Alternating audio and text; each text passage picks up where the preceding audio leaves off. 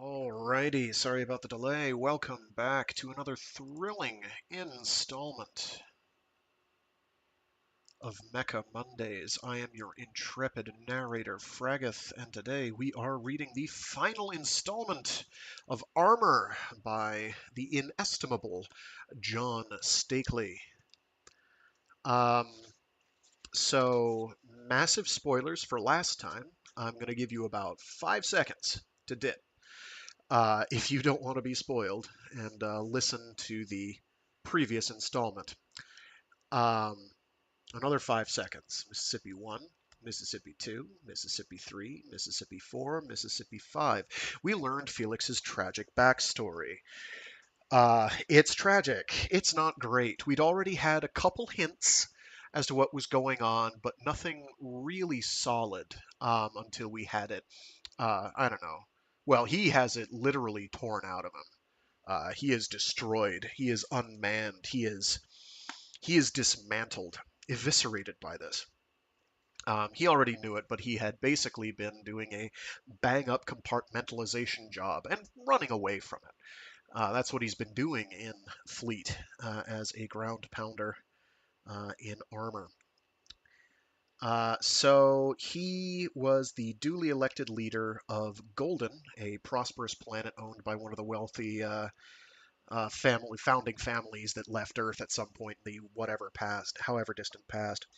Um, uh, and he at some point got married, and then his wife dies in a tragic shipping accident, which should never have happened. As he says, um, he they didn't. They meaning the people, they meaning the security or apparatus that was supposed to protect him and the ruling family, uh, didn't like her as much. They didn't care about her as much as they did him, and that's why she died. Um, and he basically never forgave his people. He was like, "No, I'm out. I'm out." Racked by grief, he dips and becomes, you know, a cog in the military machine, as it were, in order to escape this tragedy. This all gets torn out of him as the a good buddy of his, um, whose name is Alejandro something, um, Ali, who is the ruler of another planet owned by a wealthy family, and has the title of Masao. I think that was it, or Masurao. I don't remember now.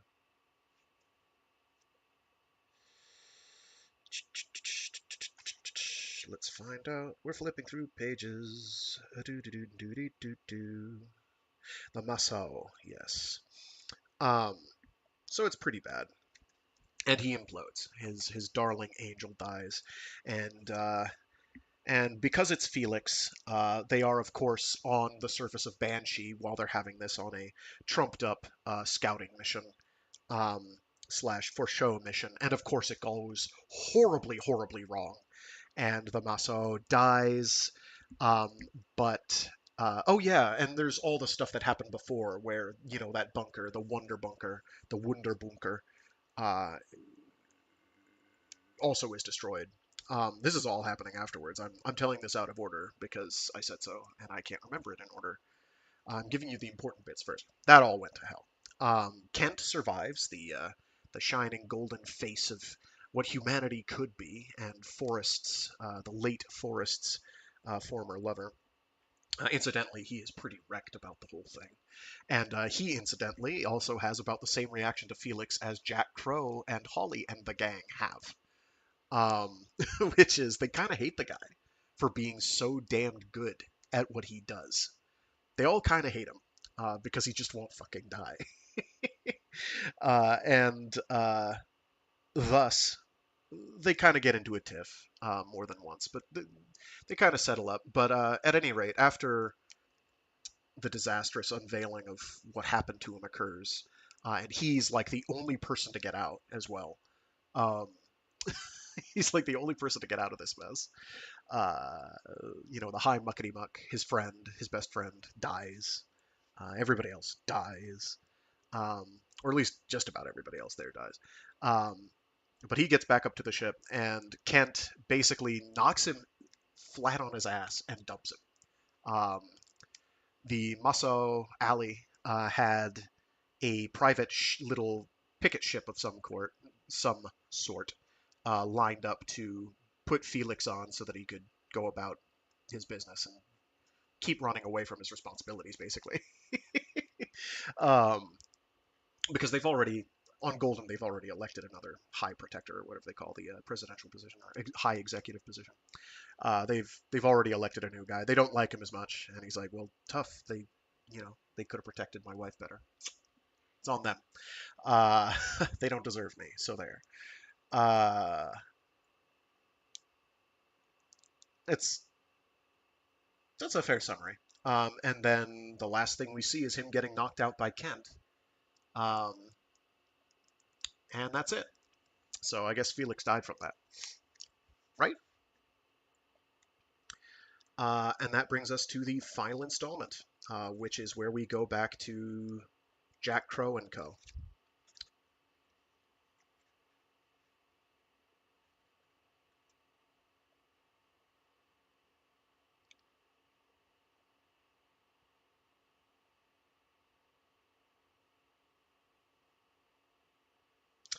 And there's going to be some dramatic reveals right till like the very last page. It's or the last couple pages. It's pretty wild. Things are going to move quickly because we've got a lot of plot to resolve, and not a whole hell of a lot of time to do it. This image is courtesy of one Curtis Dresser. I showed the colorized version before. Unfortunately, the yellow for the text means you couldn't really see half of it. So he had a monochrome version. Um, Curtis Dresser, I'm assuming it's a he, I don't know. The artist had a monochrome version, so I put that up. It was either that or use the original cover image, but I had this one in the bag as well, so why not? So yeah, you are what you do when it counts. And without further ado, I have yammered long enough. Let's bang this puppy out. And what a bang it shall be.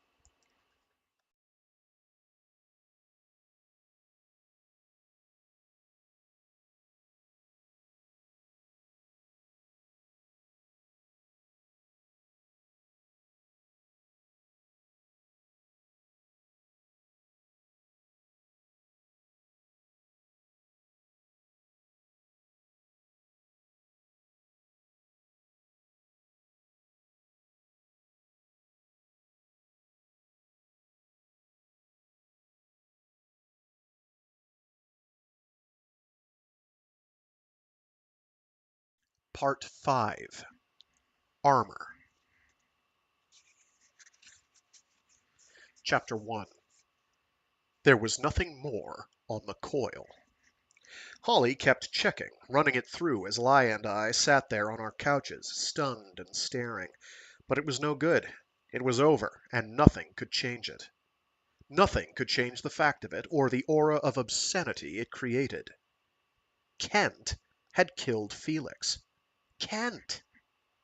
After all he had been through, and all he had had to become and become again, after all the bravery and talent, and after being the toughest man alive, Kent, everybody's hero, had killed him. Holly gave up after a while and sat back down. The medicos came in and fussed with us. We took it without speaking, without thinking. They pronounced us emotionally and physically exhausted. They said we must get to bed at once. And we did. Still without speaking, without saying goodbye or good night, we went. Lia, I remember, was weeping softly, almost silently. I could not. It wasn't sadness, I felt. Not exactly. Not remorse. It was disgust. I stumbled back to my room, still dazed. Fucking Kent! That one fact managed to say more about the whole filthy mess, the whole filthy war, than anything else. To me, it was the war. I found my suite empty. I slid out of my clothes and stood there, wondering what to do. Then I saw the bed and remembered. I sat down on it. The mirror was across from me, and I stared at myself without recognition or purpose. Fucking Kent. I slept. And then I was waking, badly and slowly and still dulled. I looked up to find Cortez shaking me awake. "Leave me the hell alone," I growled and turned over. He shook me again. I spun around, lashed upward, and snatched him by the collar of his crew jumpsuit and gripped hard. His eyes bugged. "It's Weiss," he hissed. "Weiss sent me." I stared. "You? You're in on this too?" He nodded quickly, like a squirrel. I sighed and dropped my hand. "Tell him later," I said tiredly. Then I noticed the clock. It didn't seem right. "What time is it?" "Almost morning," said the squirrel. "And what?" "And the city is burning."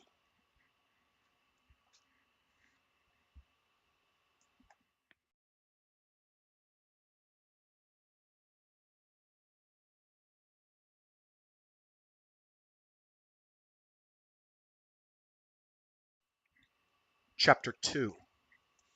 Project Security was on full alert. No one was allowed to leave or enter. All this from the squirrel. "What are you going to do?" he asked as we strode down a corridor. I stopped, eyed him with disgust. "Go away." He went. I made sure he wasn't following, though I couldn't imagine him having the nerve to try. Then I made for my exit. I went through the place, down more corridors, down a lift, and into the lab area without seeing a soul. I found the hatch next to the circuits I had rigged earlier. I could betray Holly twice from the same spot. Though I wasn't thinking of it as that. I wasn't thinking of it at all, or of anything else, as I popped the hatch and slid out into the darkness. Just get across the river without being blazed in the back. I keyed the hatch to reopen. The bridges were out, of course. The security there was deep and alert. But they didn't see me slip around the corner of the dome and into the river. And if they heard my splashing, they weren't certain enough of its meaning to fire. I crossed without trouble. The water was warm. The city was not burning.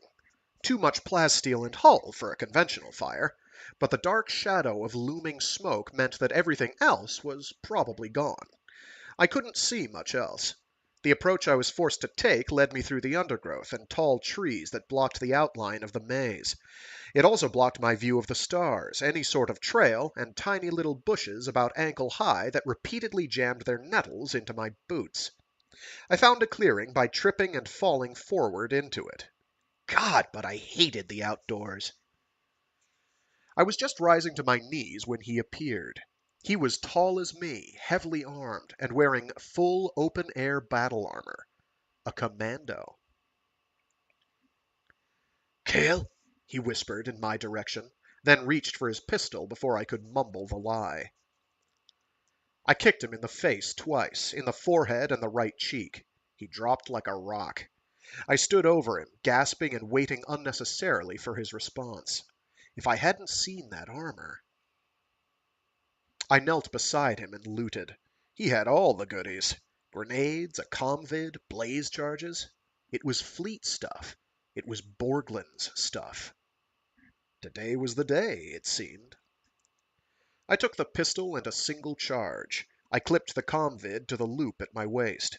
On impulse, I reached over and drained the power from the armor. Then I threw the rest of the extra charges into the trees. It was as good as tying him up. That stuff was heavy. I never considered wearing it myself. Never. No one else popped up in the long half hour it took me to make my way to the edge of the city, and after a while I had managed a fairly decent rate of progress. More importantly, I felt sure I could retrace my steps. The main square was apparently deserted. I hated the idea of strolling across so open an area, but the maze was made of less forgiving terrain than the woods, and I knew only the one way to get to Weiss. I took a deep breath, rich with smoke, and trotted across to the other side. Nothing happened. Minutes later, I had climbed the passage and the building at the end. The guard that loomed at me from the shadows acted like he was expecting me. He led me through the lair without speaking until we stood before Weiss's broad door. He knocked in an obvious pattern and waited. The door opened. "Crow," he said shortly. The stooge at the door peered at me, nodded me through, closed the door behind me. There were 5 of them in Weiss's office, or 6, counting the poor fool lying moaning and bleeding on the floor.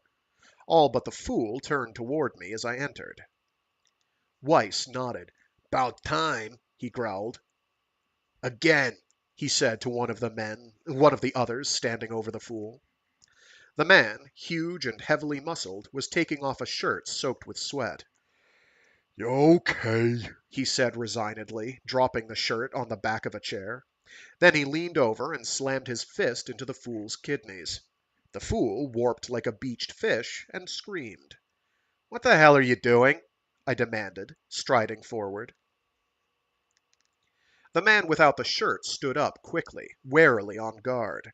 I ignored him for Weiss. "If you ever showed up when you're goddamn supposed to, you'd know," Weiss snapped back angrily. "Borglyn's gonna—" "Weiss," I interrupted impatiently. He stopped, looking at me, really looking at me for the first time. He sighed. "Where have you been, Jack?" he asked with evident hurt in his voice. Incredible. Between us lay a man waiting to be tortured some more. But all Weiss could do was pout. I remembered what he'd told me about being at my piracy trial, the pride he felt at being there. He gaped like a disillusioned child. "Later," I said shortly with a brusque wave. I sank into the easy chair. "Tell me." "Well, for one thing, today's the day we—" "I figured that. What's this?" I pointed to the man on the floor. Weiss shrugged. "Some pilgrim came in a couple of weeks back with a whole carton of rifles. The locals got 'em." "How?" He looked at the floor. "He gave 'em the rifles." "To stop you?" "Yeah." "These people don't like you, Weiss," I said on impulse. It struck home. "I don't give a shit," he snarled unconvincingly. I stared. A child. He was a child. He motioned the puncher forward. "Again, Lopez." "Wait a second," I said to Lopez. Then, actually, there's no accent, so it might be Lopes. I'm not sure. "He is forever now Lopes." Then turning to Weiss, "Wait a second," I said to Lopes. Then turning to Weiss before he could protest. "Who is this guy, anyway? The one with the guns?" Weiss shook his head. "No, but he knows where they are. He knows all of it, where the leaders are and everything. And he's gonna tell it all." I stood up, forcing my muscles to laxness. "Weiss," I began calmly, "this is only going to make it worse. They'll never accept you after—" "They'll accept Borglyn." "But Borglyn—" I began and stopped, suddenly, seeing it all at last. "Borglyn was never just coming for fuel. He's coming to stay, isn't he? He's coming to take over." Weiss's mouth was open. "You didn't know? You really didn't know?" I didn't answer. I was too busy wondering if I had known all along. I was too busy wondering if I had known all along. It wasn't a fleet planet, after all. It was Lewis's planet. Borglyn didn't need the might of avenging starships. He could roll over the drunk in his sleep, and he would own it all. Maybe he wouldn't even bother with Lewis. Or maybe Lewis wouldn't care. Maybe both. It was the tension in the room that brought me back to them. They were all standing very, very still and watching me. I think they knew before I did. Certainly Weiss did. "Jack," he said quietly. His voice was almost pleading. I met his gaze, still not decided. Hell, still not truly conscious of the decision before me. I never was. but I reached for the blazer just the same. I lived because I was fast, and because Weiss maybe hesitated an instant, and because two of them didn't really believe I would do it until I had, and because the two who did reach and fire were the kind of men who enjoyed watching torture and had waited to be foddered all their lives. I lived because they died, because I killed each and every one. The fool on the floor had a name. Northrop. He knew a lot about the place. When he was able to move, he showed me Weiss's secret exit onto the rooftops. He was very agile, darting from one oddly leveled crag to the next. He was also very happy. And talkative. Just wait till he got me back to the others, was the gist of it. And how delighted they would all be when they found out I was on their side. Just knowing they'd be fighting alongside the great Jack Crow would be a big help. I was silent, letting him think what he wanted. As far as I was concerned, I had done too much fighting already. Too damned much. The idea of switching sides, of taking sides as if there was doubt. No, it was over. I could give them some help, though, and I intended to. With a little advice. Run. Run away, far away, and hide. Run now. Right now. Don't think about it, or consider, or ponder, or make any more speeches. Move! Run! Because Borglyn could not lose.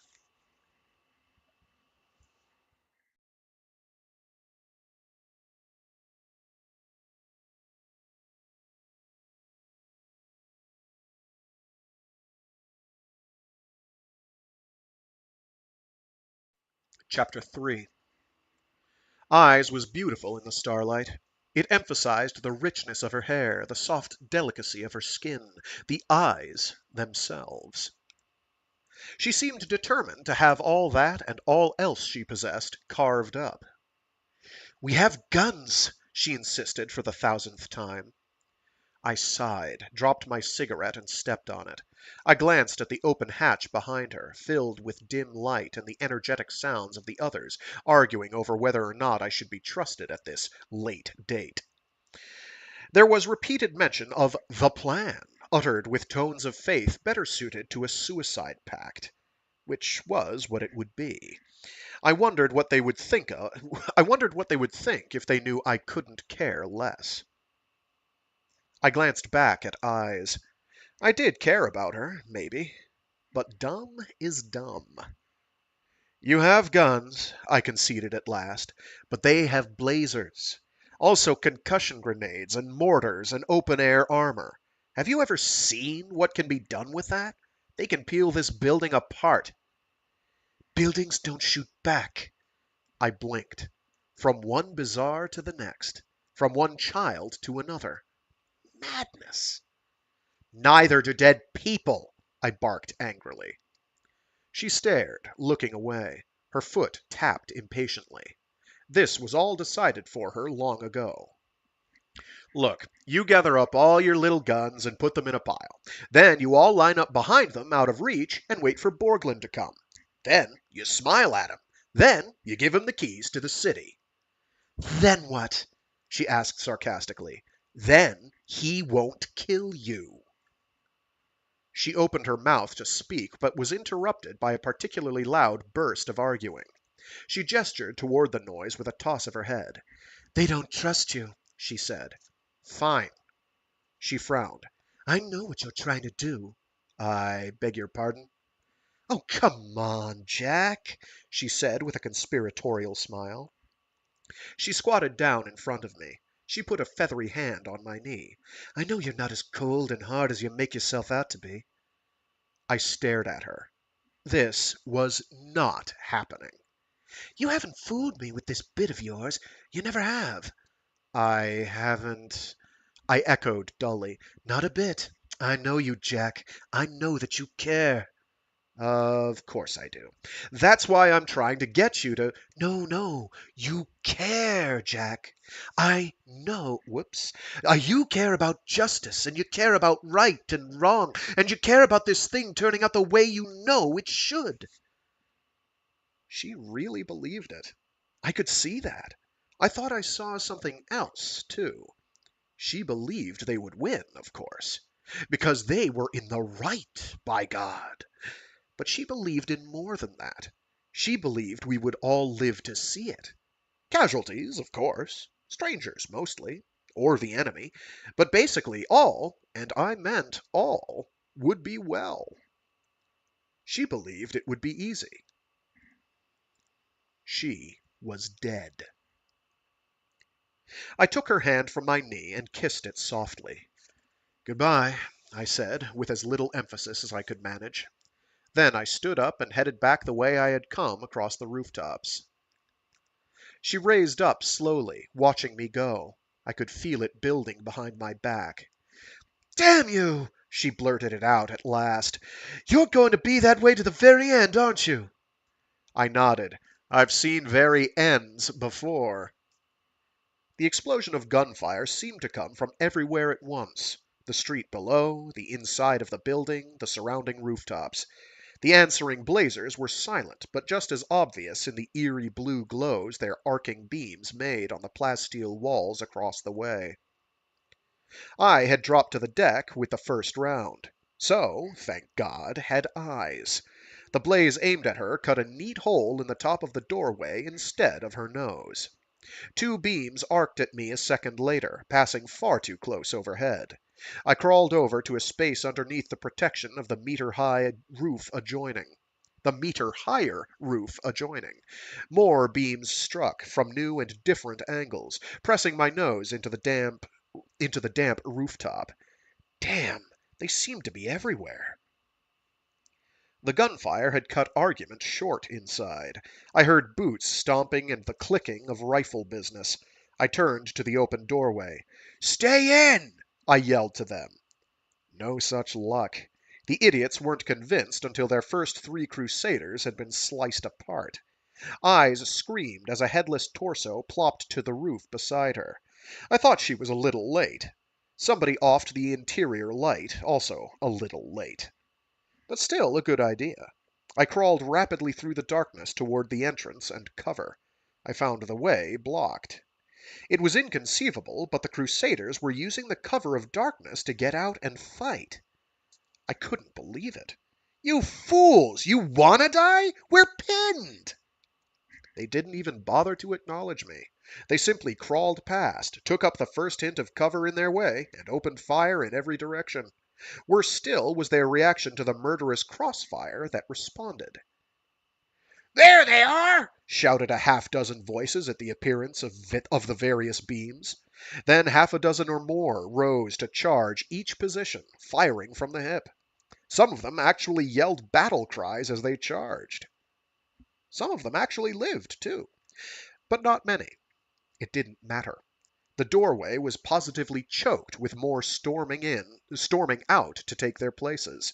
Not once did they consider retreating. Not when 20 or more had died, not when the number of beams suddenly, inexplicably doubled, not when the countercharge was launched from all sides but one. That one safe direction was for me. The building was at the very edge of the maze proper. There was nothing between it and the woods but a handful of 1- and 2-story shacks. I figured the fall was worth it. The trouble was that I wouldn't actually be able to see where I would be landing. I could possibly fall the entire 3 stories. No choice. I edged out onto the overhanging lip and paused for one last glimpse back. It was horrible. The beams were coming from 24 different directions at once. The crossfire was a solid mesh of maiming, burning, slicing. "Damn them!" I thought. "Damn you!" I shouted. Then I rolled over and dropped. I bounced on something 3 or 4 meters below, but it was slanted, and I fell some more, bouncing some more, badly and out of control, and then I hit something very hard, hard enough to go out before the pain had a chance.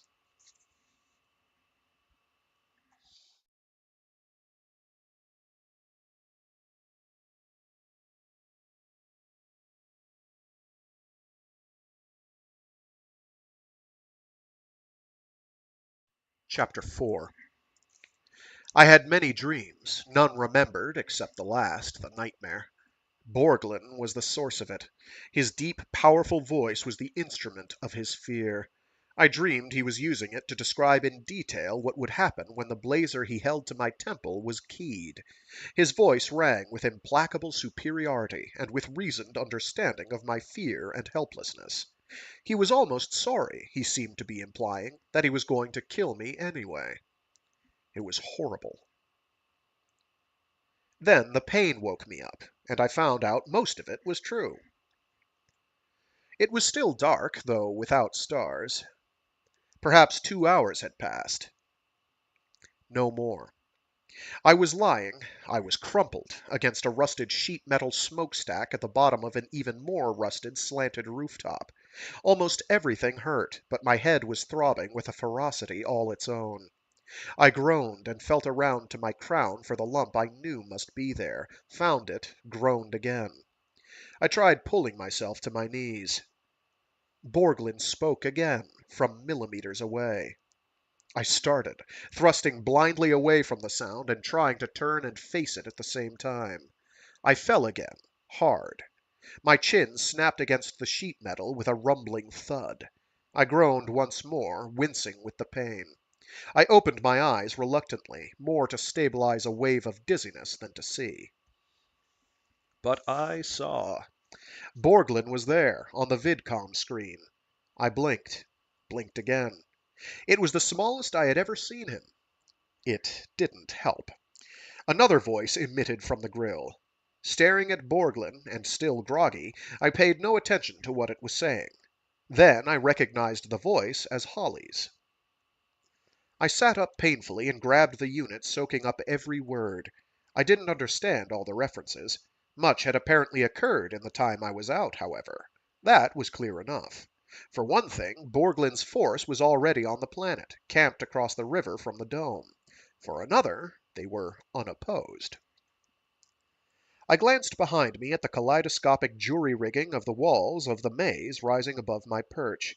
There was no sign of movement anywhere along their length. No gunfire sounded. Either they had finally taken my advice and run away, or Borglin had already gotten them. Borglin began to speak again.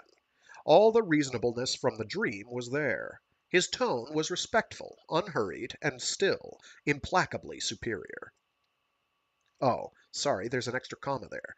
His tone was respectful, unhurried, and, still, implacably superior. "I won't argue with you, Dr. Ware," he said with a patient and patronizing smile. "You and I both know your defense screens are gone. I suspect you even know how."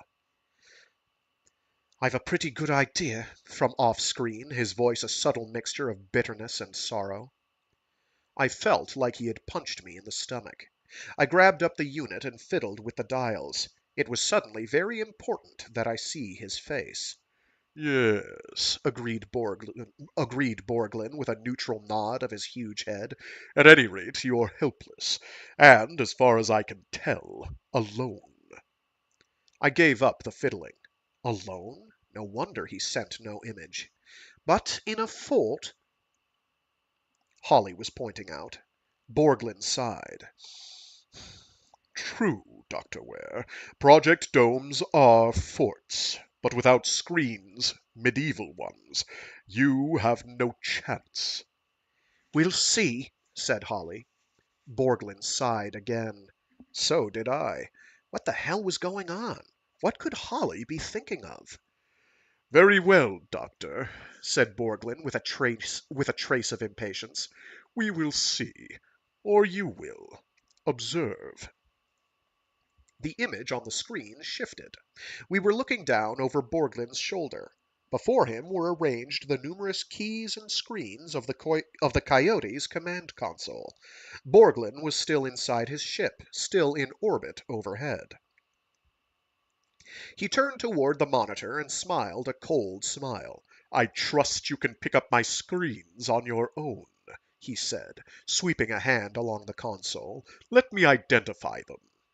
He tapped a screen on the top row. "That is the planet Sanction. This next one is the dome from 1,000 kilometers overhead. He dropped down a row. The monitors relaying these images are at my commando's camp, less than half a kilometer from where you are now. He worked a key. A screen showed a pan of the camp itself, an area newly blasted free of vegetation stretching at least 100 meters from tree line to riverbank. Every step had firepower. Those are the 200 commandos that will come for you, that will come from you. That has to be come for you, right? Well, it says from, but it's got to be for. Those are the 200 commandos that will come from you. It's got to be for you. Whatever. Borglyn continued, pointing from screen to screen. They are as well armed as fleet can manage. Those on the right are wearing open-air battle armor. There are 30 of them, each and every one an expert. I doubted that, but was damned if I knew what difference it made. Those large instruments in the rear, Doctor, are medium-range mortars. They are out of line of sight of your tactical blazer cannon and will, in fact, obliterate them when I give the order. You already know something of the ones on the left. He leaned forward and worked a key. The screen above it swelled as the monitor zoomed forward. That is the hole it has already blown in your fort. I was squinting at a tiny screen showing an even tinier image, and still the hole was clear. It was that big. God, Holly, get out of there! The tour ended with Borglyn's terrifyingly off-handed inventory of his other miscellaneous killing tools. He listed the concussion grenades and the fully charged blaze rifles. But more than what he said was the way he said it, as if they were all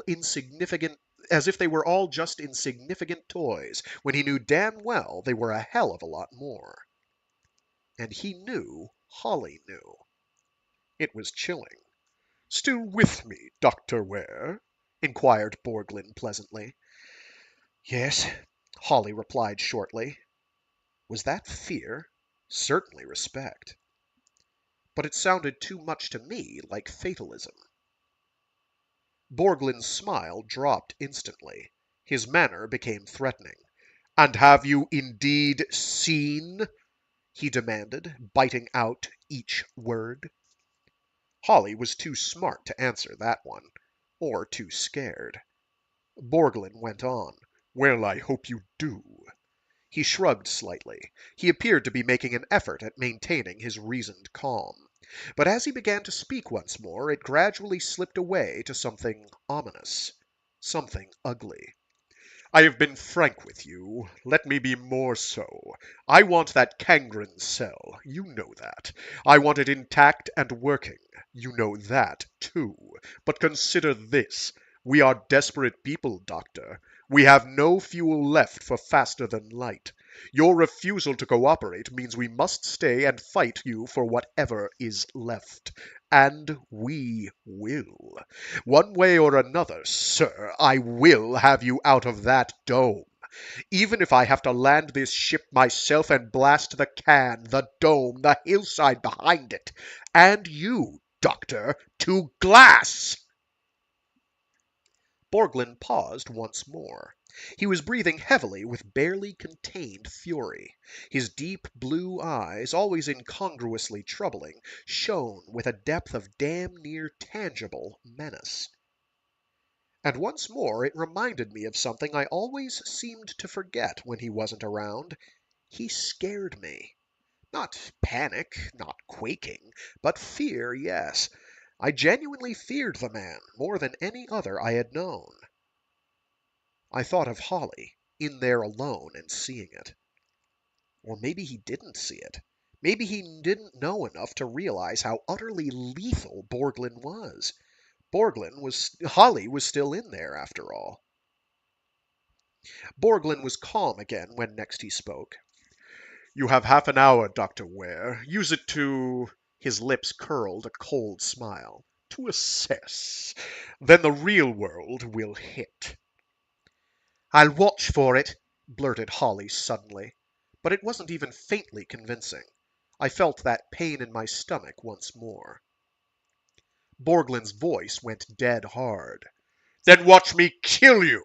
he roared, and leaned up to key off the monitor. He stopped his hand. The cold smile returned. "No, you like to see, don't you?" he snarled.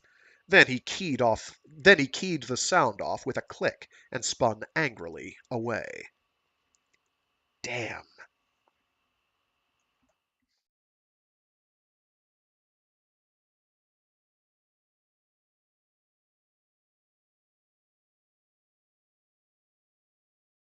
Chapter 5. I had to get him out. I had to go in, and I had to go in there with him to do it. Holly knew what I had done. I doubted he would talk to me at all if he had any choice. I had decided not to give him one. I stood up, ignoring my wobbly gait, and fell/jumped off the roof onto the soft ground below. Actually, that's not a slash, that is a hyphen. And fell/jumped off the roof onto the soft ground below. I picked myself up about halfway, and then had to sit down again. Vertigo. I had to blink my eyes several times before they would focus right. Damn!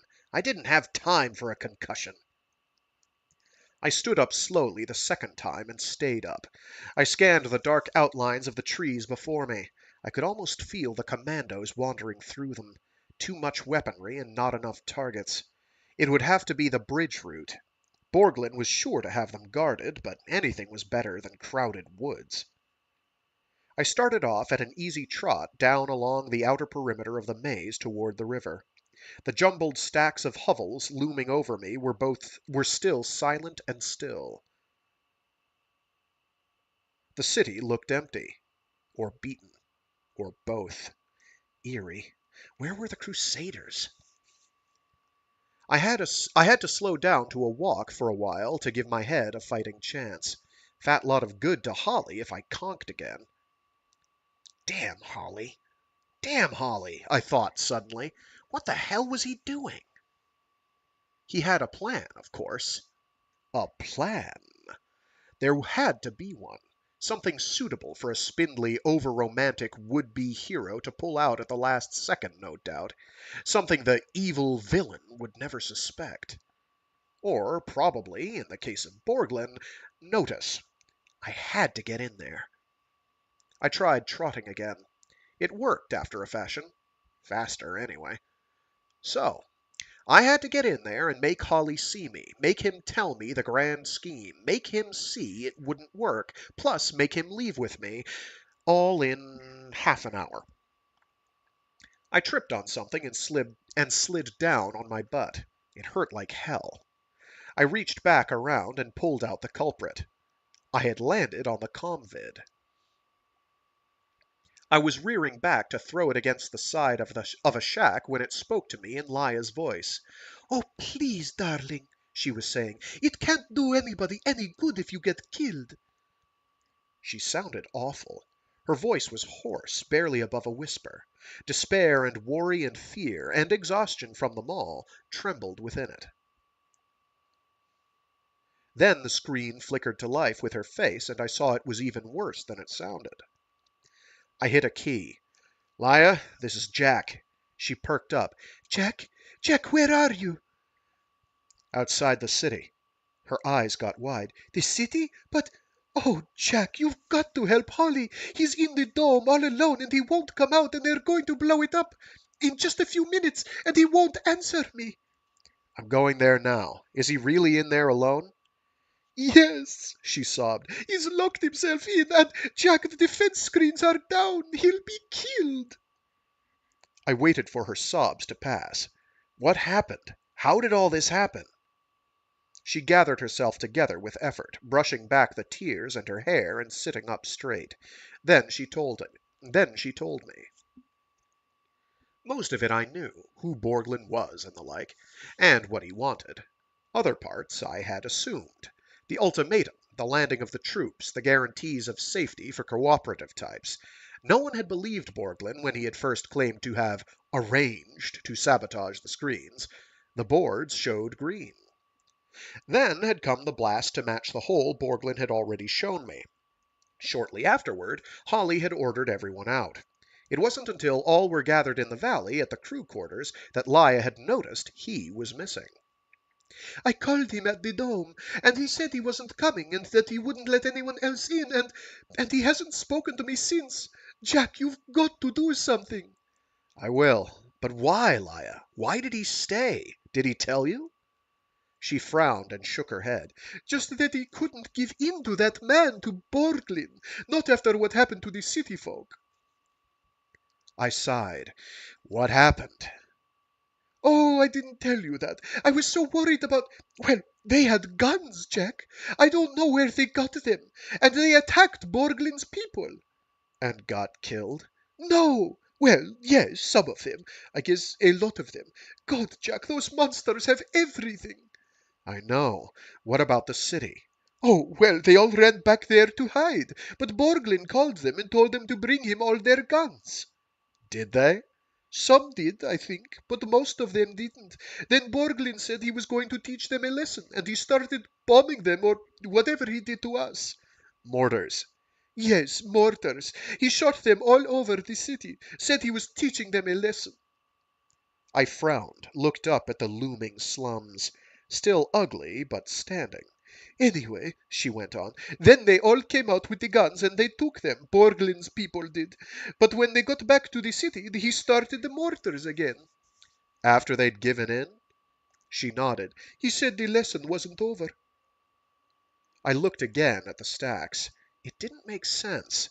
Then I reached the end of the perimeter and made the turn inward toward the main square. God damn! What, Jack? I explained to her that I had just found the lesson.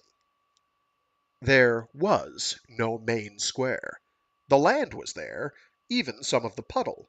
But what made it a square, the buildings which surrounded and enclosed it, were gone. Gone. So was most of the far side of the maze. A square kilometer at least. The only section still intact was the perimeter I had been following. And nothing, nothing at all, was moving. No one. Did he kill everybody? I muttered. Jack? Called Laia.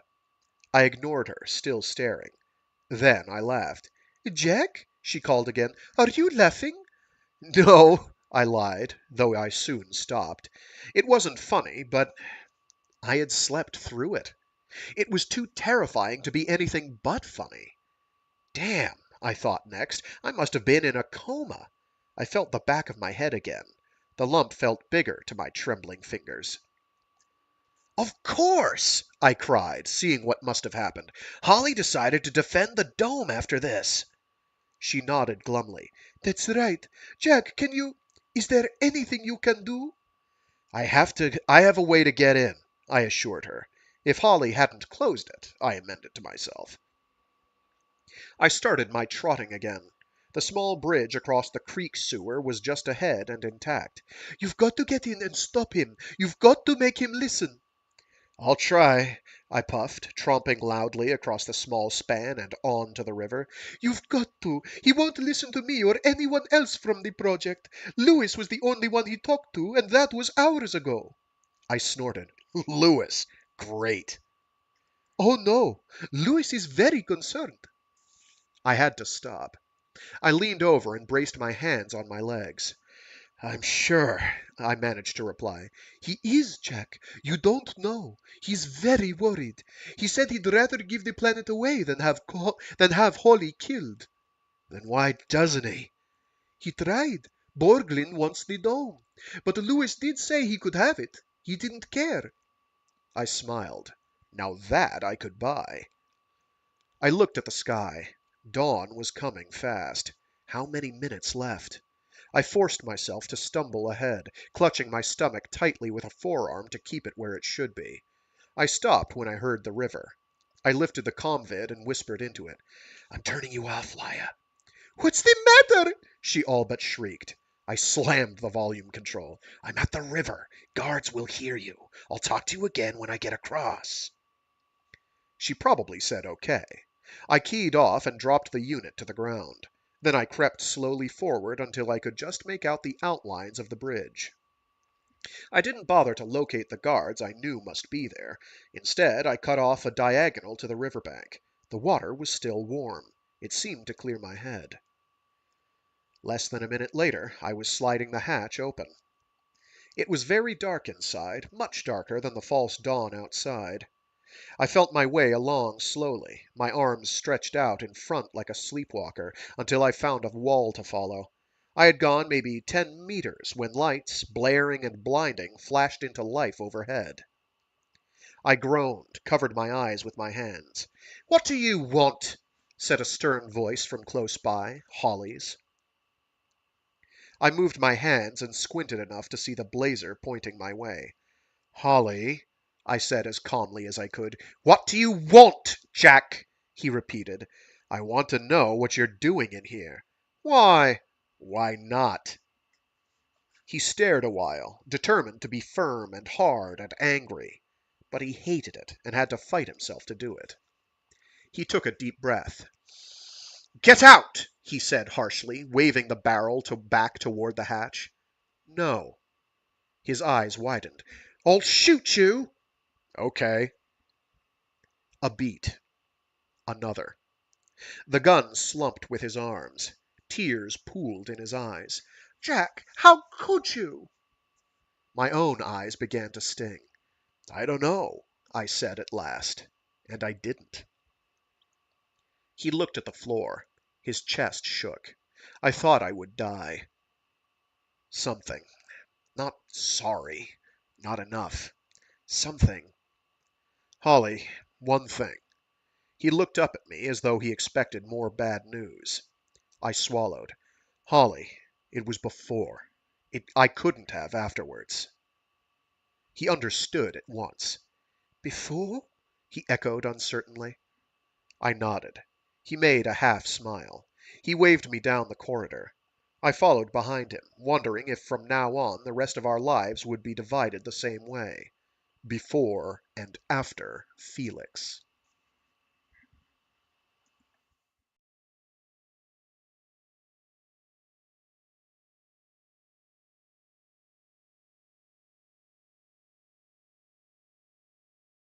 Chapter 6. Hawley had no plan. He did have an arrangement of sorts. He started my tour with the master ground control room, the safest room in the dome, located in its exact center. Hawley had managed to get some of each essential packed into this tiny chamber surrounded by consoles and screens. He had blazer rifles, of course. 2 new cases were stacked in one corner between equally new cases of blaze bombs on the left and concussion grenades on the right. Against one wall he had a long hospital table and lamp, complete with all the medkits and medpacks on a shelf above. Cases of food were littered everywhere, enough for a couple of months at least. I found his confidence alarming.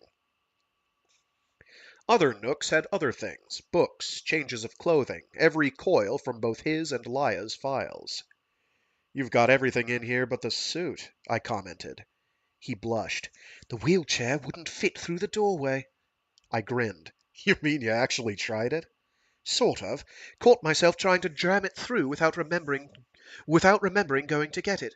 Unconscious, I guess, or driven mad from the pressure." I laughed. "I don't know. I wouldn't want it lost either." Hawley smiled his gratitude. "Where is it?" He led us out of the control room into a large rectangular room easily as big as my suite. It had an extremely high ceiling with beams running out of the wall behind us, down the length of the ceiling and into the next wall. There were more supplies stacked about. More weapons, more food, more medical things. Against one corner was a desk, Hawley's desk. In the far corner, sitting in the powered wheelchair, was the suit. It looked like an alert pupil, head up, back straight, arms folded in its lap. I shuddered. Every time I see it again. Holly smiled. "Yeah, not like before, you know. Not like before, though, you know." I nodded. I knew. We had always thought of the suit as Felix's killer. "It wasn't a murderer after all," I mused. Holly became thoughtful. Wasn't it, though? I mean, what if Felix were still alive? Knowing what we do, knowing what it would do to him to wear it again, wouldn't we think of it as a murderer once more? I saw what he meant. It is a murderer, even Felix's murderer, given another shot. But it didn't do it. You know, it feels benevolent, but only because it's powerless and we don't fear it. A killer with only one victim. And he got away. I finished. I don't know why we ever feared it so. I smiled sadly. Probably the same reason he did. It worked too goddamn well. Holly looked at me. Or he worked it too well. Yeah, that too. I pointed at the ceiling. Where are we exactly? I don't think I've ever been in here before. This is the complex central core. It bisects the width of the rectangle. Okay, I said uncertainly. He laughed. This structure is a rectangle. Those eaves that jut out at the four corners are attachments. Those big curved wings are just plugged on? Yes, and they're very unstable, which is good for me. Why is it good to be in an unstable building? I'm not. I'm set up here in the core. It's entirely separate from the rest of the surrounding rooms.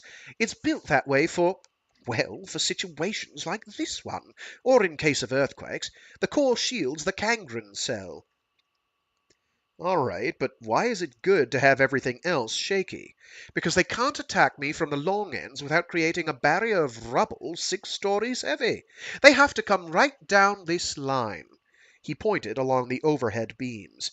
And they have to come from only one direction, the riverfront. Because of the hillside and back? Right. And when they try to come through here, they'll find 3 walls in their way. Come on. We went into the next room, even larger than the last. At the far end it grew alcoves from each side, making a T. Along the wall of the T were several consoles. That's the outer wall, explained Holly. Those are stations for the blazer cannon. Now, back the other way. We retreated into the second room. Holly closed and sealed the door behind us and pointed to a small console on the wall. If they should manage to penetrate the outer wall into the room we just left, which they damn sure will, I pointed out, well, if they do, I can come in here and hit these keys and seal off so thoroughly that the other room's ceiling could collapse, and I wouldn't feel it. And then they'd have to start all over again? Right.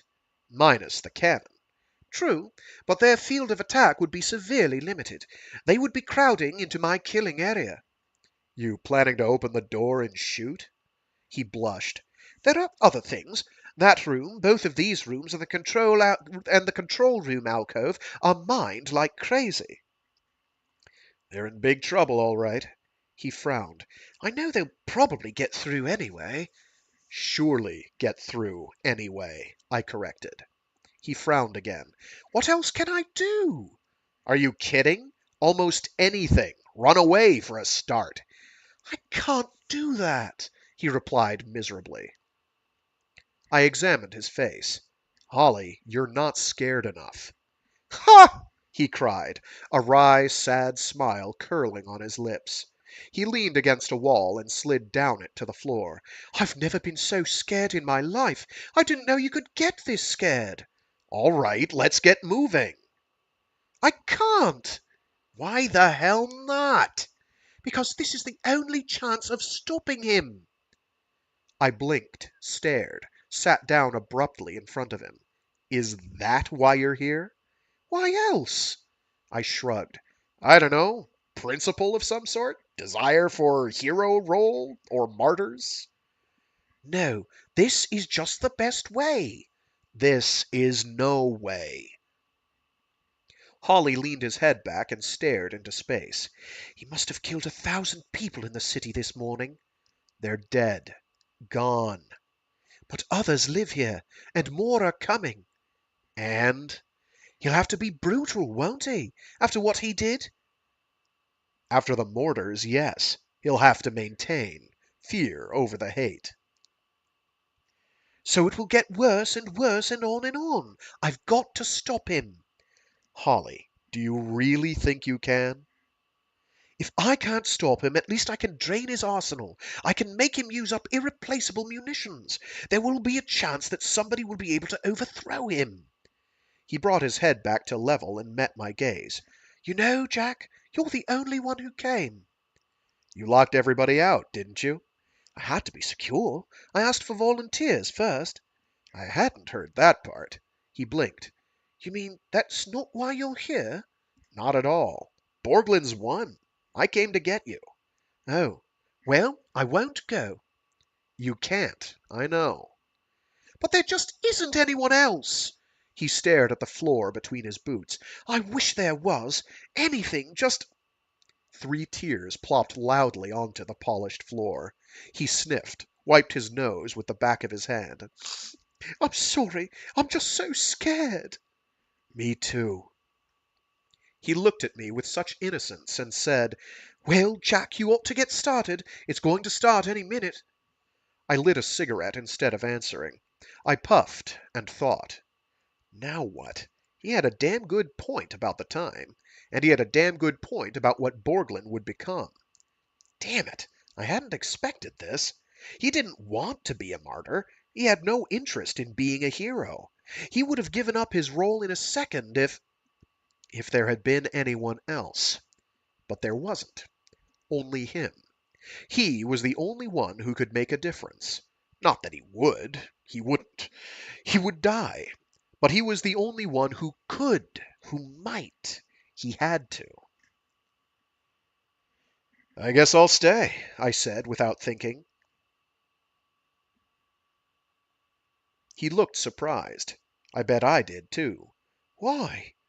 I shrugged. I won't leave without you. I could use your help. You sure could. You wouldn't have a chance alone. And with you? He asked, smiling. I shook my head. Dead as dirt. An overhead thunderclap, the first mortar, signaled the beginning. Holly leaped to his feet and ran to the door and unsealed it. You know how to work a blazer cannon? More or less, I answered without conviction. There were 6 along the wall running across the top of the T. Holly grabbed the 3rd from the left. I took the 4th.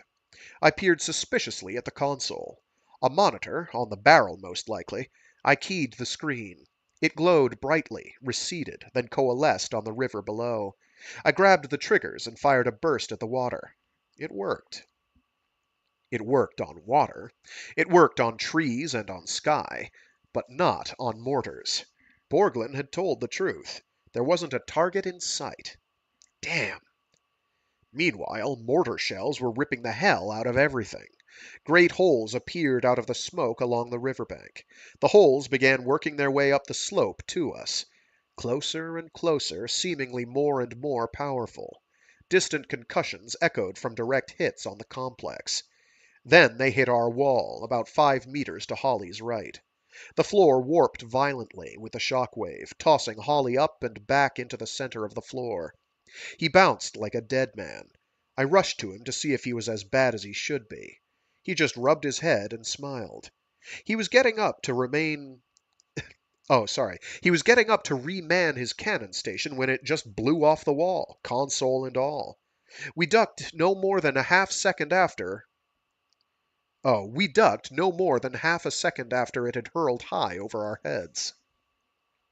It got worse. 4 blasts slammed against the outer wall within 3 seconds. The warping floor bounced us like babies about the room. Chunks of masonry crashed to the floor from high above. The sound of it was godlike. It stopped suddenly, all at once. We got to our feet. Holly rushed to a panel on the wall and read some dials. Uh-oh, he said quietly, and was silent. Don't do that. Huh? Oh, I think we have a lacing split here. That's bad. The lacing is behind 2 half-meter layers of reinforced plastiform. What's behind the lacing? He made a face. Mostly paint. Holy shit! I cried, grabbing him and dragging him back from the front. It won't collapse, Jack. It will when the grenades hit it. What grenades? They stopped the mortar barrage for something. Shouldn't we be shooting them up as they run up to throw? To do that, we would have to approach the guns. The guns are on the wham! 2, 3, 4, 5, 6. Pause. 3 more almost at once. On the floor from the first one, holding my ears, opening my eyes reluctantly, sure of seeing blood.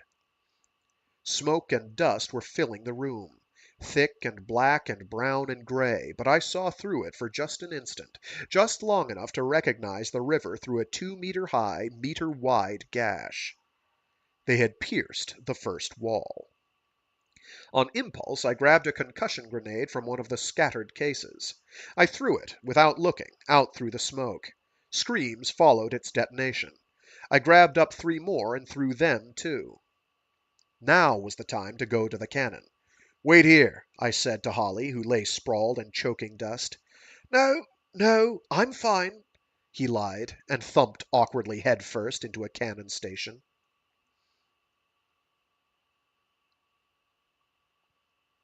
My cannon had been where the gash was. I stepped one over and keyed it up. I had a target for maybe a second and a half. Once he may have been where my beam struck. "Damn it!" barked Holly. He took his eyes off his screen and frowned in my direction. "You know, I'd like to shoot back at least once, but unless it's a tree, there's never any damn target." Bingo. Shoot 'em. Huh? The trees. The trees? Why? They burn. So? They burn down. We made a forest fire. It was quite an impressive blaze in no time at all. The far side of the river disappeared behind the wall of smoke. I decided to take a small chance.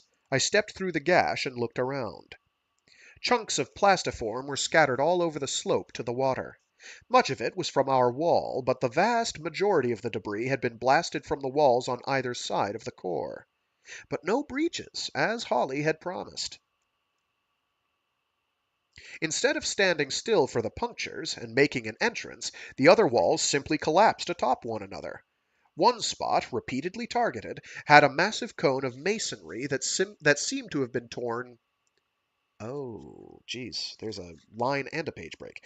One spot, repeatedly targeted, had a massive cone of masonry that seemed to have been torn through a good 5 meters. Torn through a good 5 meters. But the pile was right where the wall had been and just as obstructive. I took another quick chance. I trotted around to the ground underneath an eave. Boot prints covered the entire area. This is where they stood when they threw the grenades and made the gash. I stood in one of the spots and pressed myself against the wall, out of range. After 45 minutes of waiting for something to scare us, we decided to get a bite to eat. I was starving. I hadn't eaten since... I wasn't sure. Not today or yesterday or... Damn. Felix had been just yesterday. Damn. Borglyn's programming was fun for a while. Mutineers and deserters weren't much at firefighting. They were damn good at trenches, though. They had 2 of them dug deep enough for the mortars long before the fire went out. "Pretty far back, though," observed Holly. He was right. Too far back to melt the barrels, anyway. Cannon are not made for distance. Then I saw what Holly meant. I didn't know much about artillery, but Borglyn had called them medium-range mortars. They were a kilometer away. The question was answered as we watched. The crews began firing at us. We rushed to the outer room, ready to seal it off if need be. It wasn't necessary. It wasn't even dangerous. I sat in the gash, enjoying fresh air and a smoke, and admired the splashes for half an hour. Not that they didn't have the range. They did. At least 2 shells whistled over the dome. But no accuracy. When the shakes came, an hour into the respite, I went to the head and sat them out. When I returned, I pretended not to see Holly having an even worse time. I could do that, had been doing it for him since it had begun. It was really getting to him. Too smart not to appreciate what could happen, he was also too sensitive to ignore it. A nice man. An hour later, the fire was finally going out. I figured we had another hour yet to come. It was an exhausted, ragtag crowd across the river. "You think it will matter to them?" wondered Holly aloud. He was leaning against the wall as before, his head back and staring. Who? The people who are left after. Under Borglyn? Uh-huh. Depends on how well we do. On how much we make them work for it. There are only two of us, after all. Far as they might know, only you. If we make them treat us like an army, it'll be remembered. Do you think we can? No. Why not? We've done pretty well. But we're out of trees. He laughed shortly. I would like this to count, he said wistfully. Well, I said encouragingly, it would help if we could make them flatten the hillside, or better still, land the coyote. Should that be our goal? Hell no. We're either doing this to win, with the idea of trying to win, or it's masturbation. I'd still like to see the coyote. You think we will? I had been pondering that. We might, I said carefully, but I don't think it'll attack us. Nothing eats fuel like a nova blaze. He nodded. We sat there, watching the smoke rise into the sunshine. Hey, I blurted suddenly, it's daytime. Holly smiled. Has been since it started. I relaxed. I suppose so, I mumbled. What was I doing? Why was I here? I knew how it was going to I knew how it was going to end. I knew. But still I went along, on and on, as if not really examining the madness would make it safer. Holly. Sweet Holly. I knew why he was here. He felt he had to be. He felt he was the last hope and therefore responsible to try. I understood that. I understood those reasons. For him. I did not understand those reasons for me. Yet here I was. Idiot. There were a lot of things I didn't understand lately. Like that morning when I had... What? He asked. I guess I was mumbling. Tell me, he said excitedly, sitting up and leaning forward. I smiled. It's not as much fun as that. Is it bad? Mostly. About what you did? No, about something else I did. This morning. What? I killed 5 people in the city. He blinked. Why? I'm not sure. Why don't you just tell me what happened? So I did. About Weiss and about Northrop, the tortured fool. And about Lopes. About the other 3.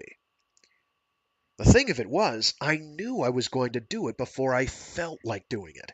Well, I didn't want to do it. I had no passion for that fight. But I knew I was going to do it because it was the right thing? Oh, shit. I hope not. Afraid of becoming noble? He asked, his eyes twinkling. That too. But basically, that's the worst reason I can think of for killing. That it's the right thing to do. You kill out of outrage or fury or to keep from dying or something like it, it's fine. That's fine. Hell, kill them rather than bother with them, or be bothered by them. But if you're killing them because it's the right thing to do, it's only because you've done so many wrong things up until then to make that spot. It's not the right thing to do, it's the best of the last of your choices. That's the longest I've ever heard you talk at one time. That's because you never asked me about my hair. Later, I asked Holly about the eaves. He said fine. We set the last of the charges as the first bunch appeared from the right. I leaned out the hatch and shot one of them. The others flattened against the wall, out of range.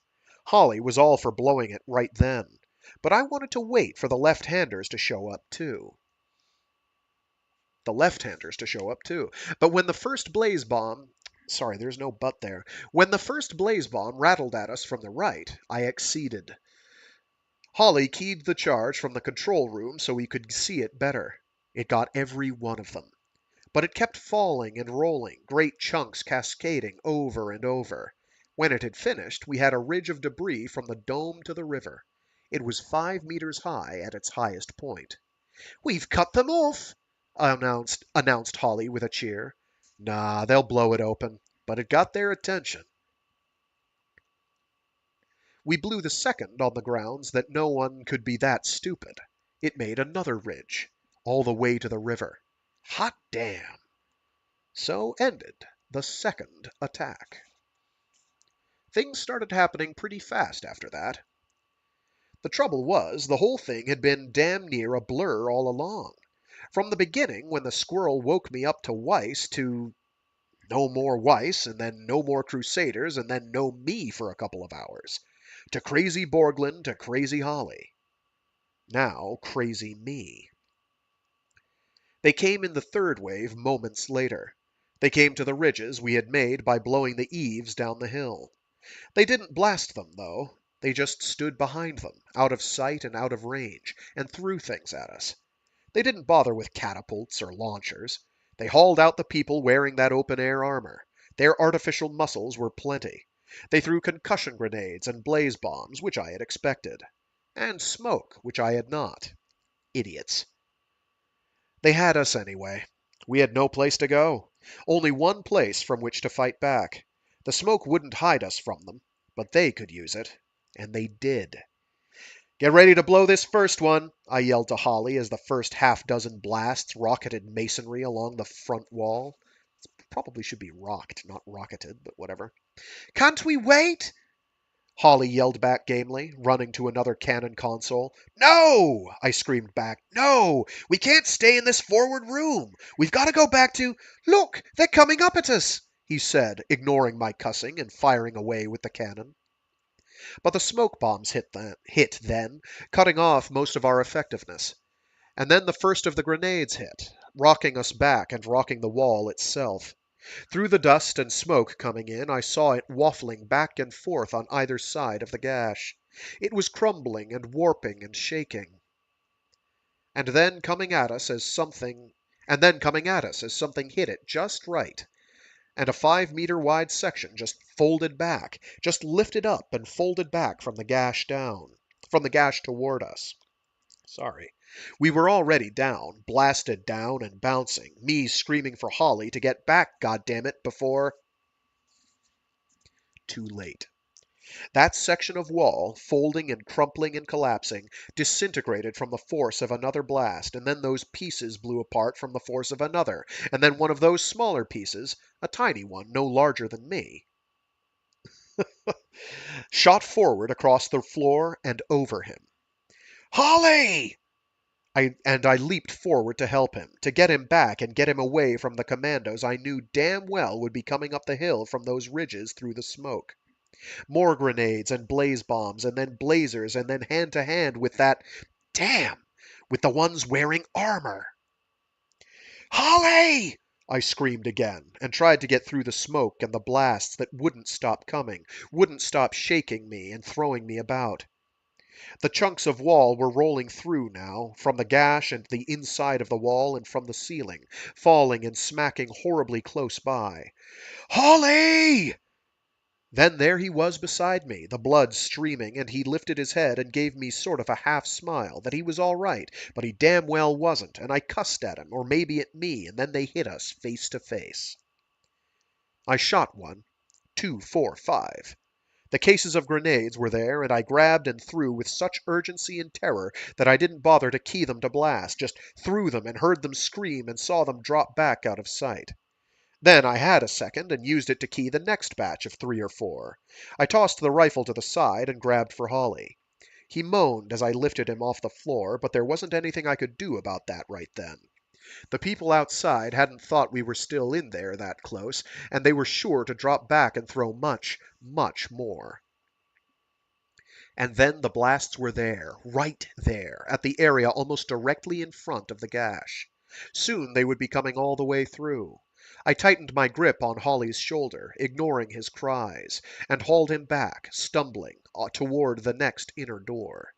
We were almost there, almost through it all the way, when 2 or 3 or 1,000 seemed to hit all at once, and the blast threw us forward, punching us limply through the air and the doorway. I heard Holly scream again, knew what must be happening to him, felt the hurtling chunks rake across my back and shoulders. A small something tore across the back of my neck as I lifted up to key the door shut and sealed and safe. The blood, the screams, and the pain, the pains. The door slammed shut, locked, and sealed itself automatically. For the moment, it was over. Holly screamed as I dragged him the length of the second room to the control room. The screams were strident and searing, and they echoed off the floors and the ceiling and those beams. I ignored them and got him into the control room and up onto the hospital table and slapped a medigrip on the worst of the spots, his broken, shattered leg where the bone was white and stark. Then I did something to put him out. He went. Then I collapsed.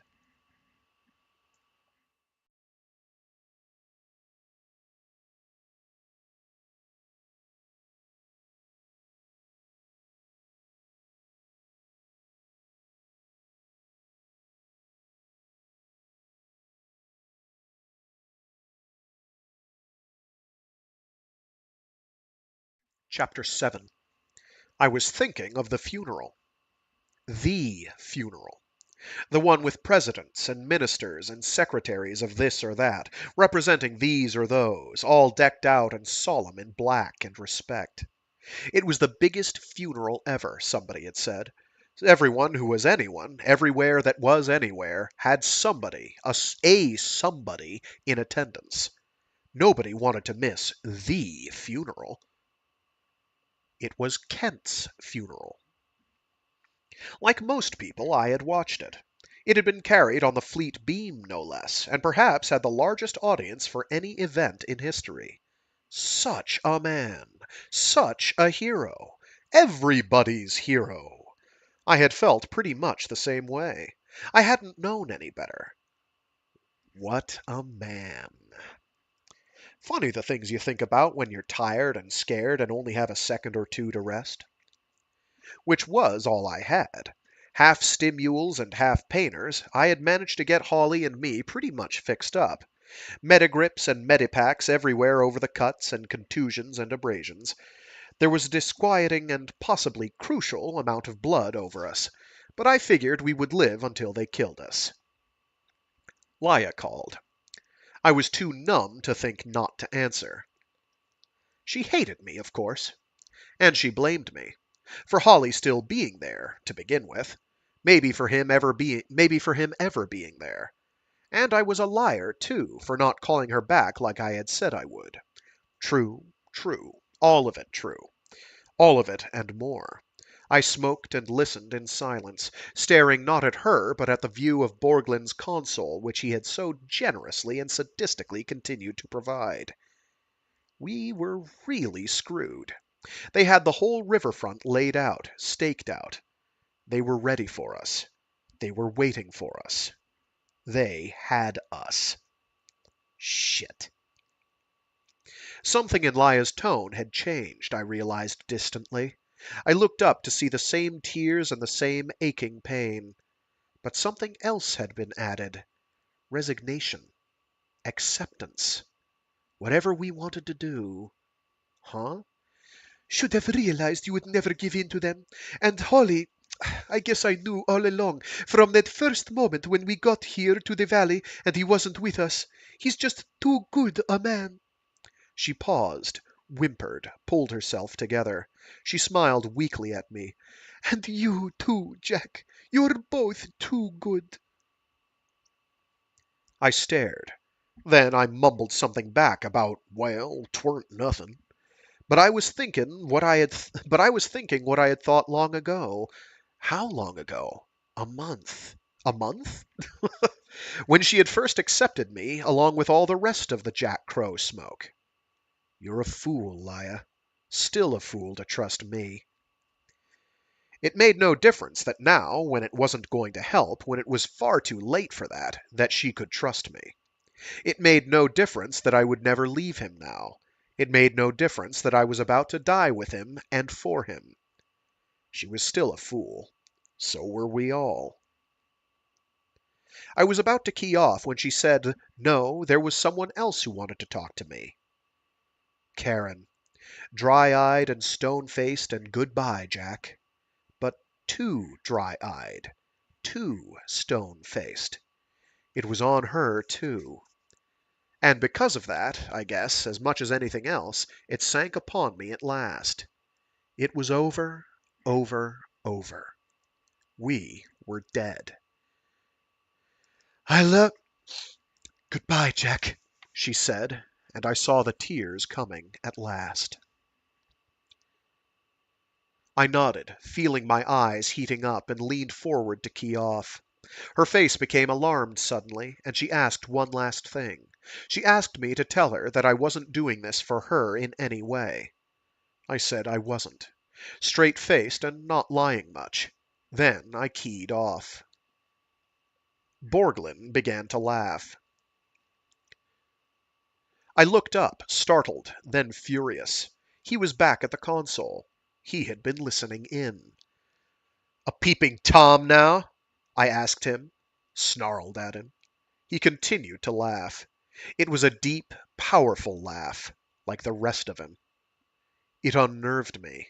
But I lashed out as if it didn't, about how he might as well listen in to me while he could, and then in on the others later, because he sure as hell wouldn't have anybody of his own from now on.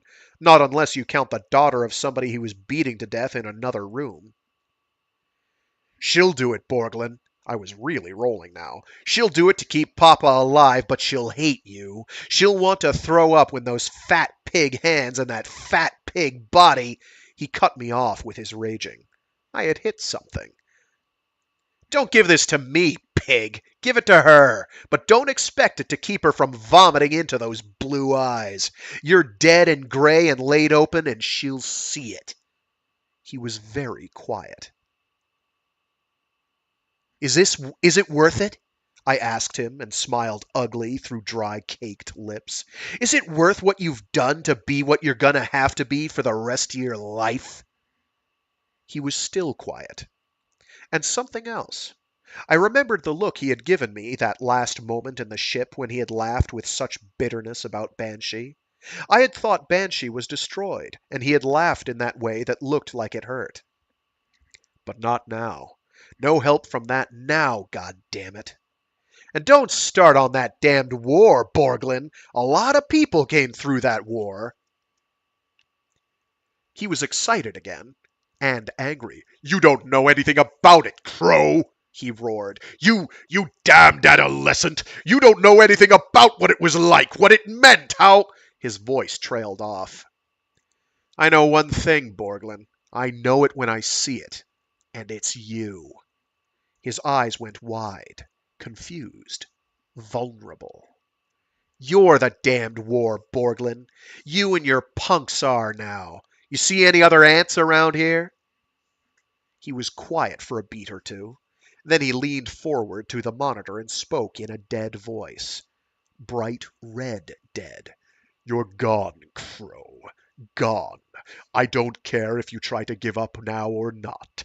Either way, I'm gonna see you stretched and bleeding." And then I was standing up from my stool and yelling at him and shaking my fist at the screen and saying that there wasn't much chance of that when he was in orbit and safe and hiding and still running away from the fighting. Borglin screaming back that, by God, he ought to come down there and show me just what the hell fighting really was. And I shouted louder, shouted over his fury and outrage, with fury and outrage of my own and more, with the fear the sight of him gave me. "You come down here, pig, and I'll cut them off and bounce them on the bridge." God damn it, he was coming right now, and he yelled at somebody to take her down, and then he whirled back to glare at me, and together, against each other, we reached up and keyed off.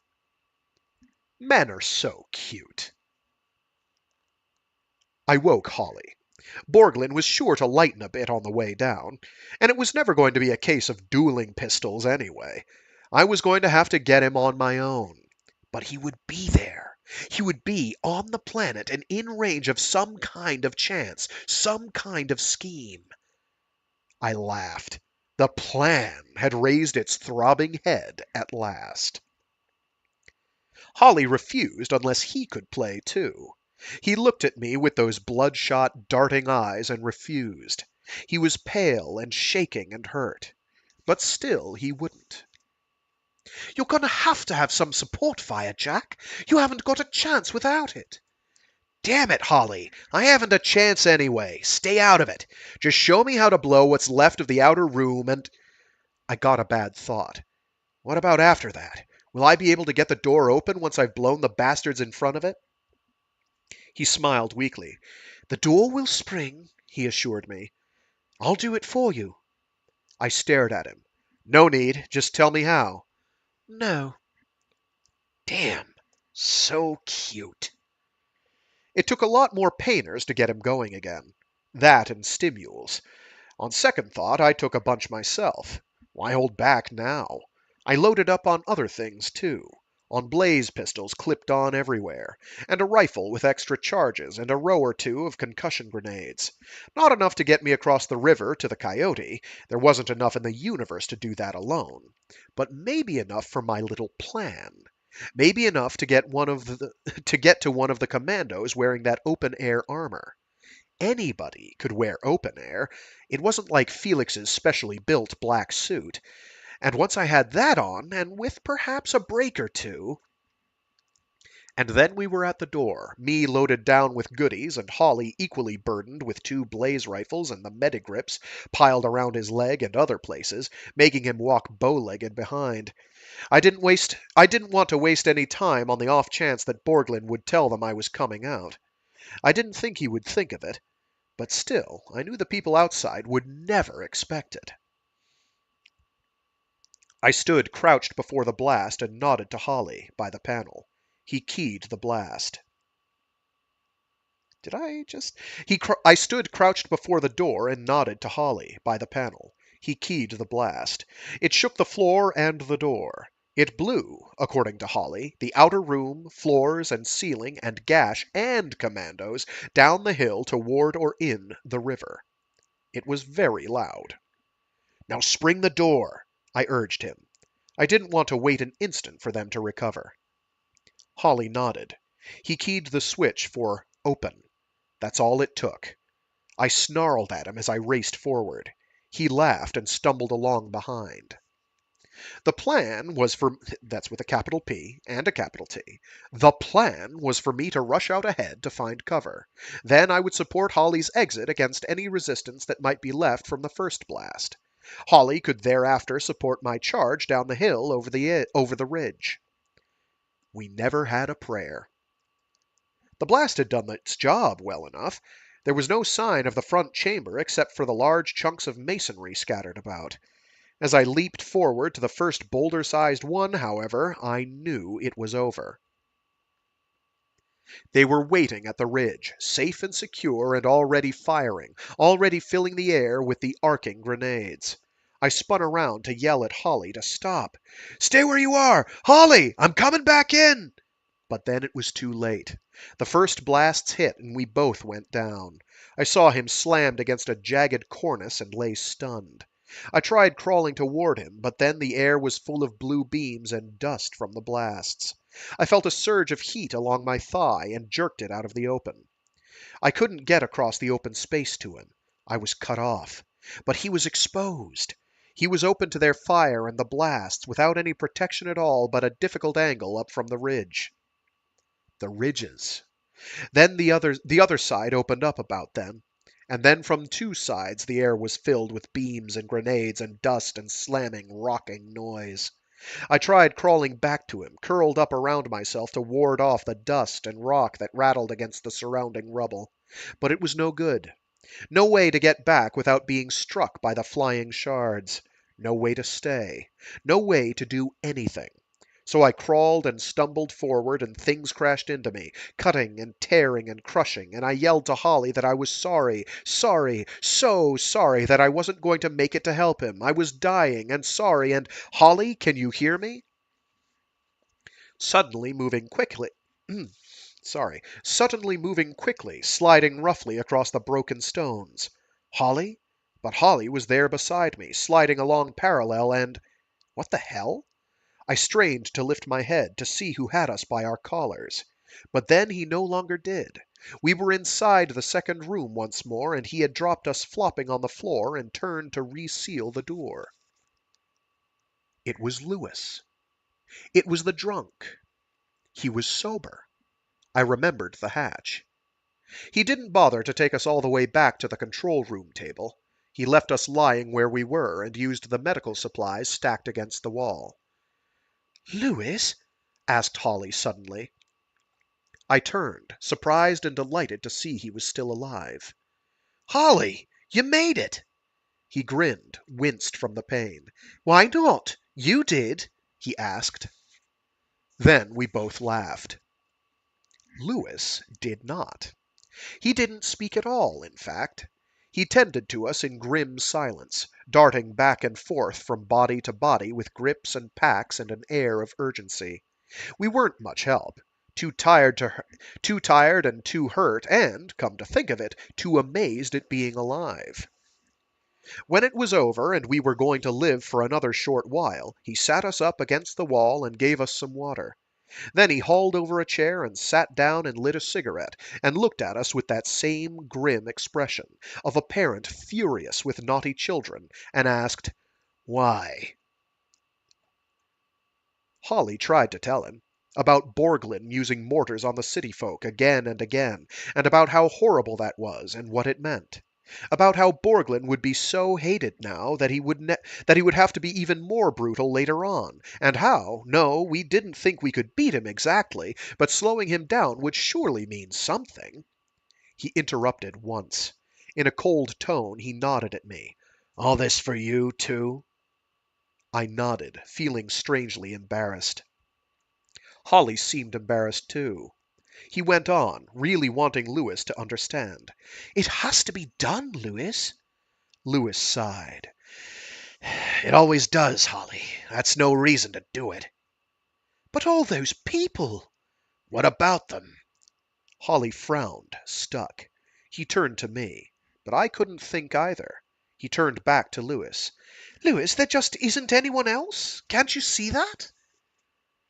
He stood up, walked a couple of steps. He puffed a puff. He looked down at us. Shouldn't that tell you something? Holly faced him. I just didn't see any way out, Lewis. I still don't. Lewis frowned. Don't you? I don't, replied Holly in an odd tone. I looked at him. Tears were starting from his eyes. I shook my head. What the hell was going on? And then Lewis was there, right in front of us, and crouched down and peering at us with eyes I didn't know he possessed, and he said, You can't? Neither of you? You don't see any way out? We shook our heads. And then Holly said, in a calm, clear voice, There isn't one. Lewis dropped his face into his hands. He rubbed it hard. But then, when he lifted it back up, the grimness had gone. It was replaced with what? Reckless abandon? He smiled. I was afraid you'd say that. Then he stood up and stripped off his jumpsuit. He was naked underneath. I heard a groan behind me. I looked and saw that Holly was openly crying now. He must have known then. But I didn't until Lewis walked naked to the far corner of the room and did something that only one human creature in all the universe could do. He touched his open palm to that of the black suit, and it opened. Felix.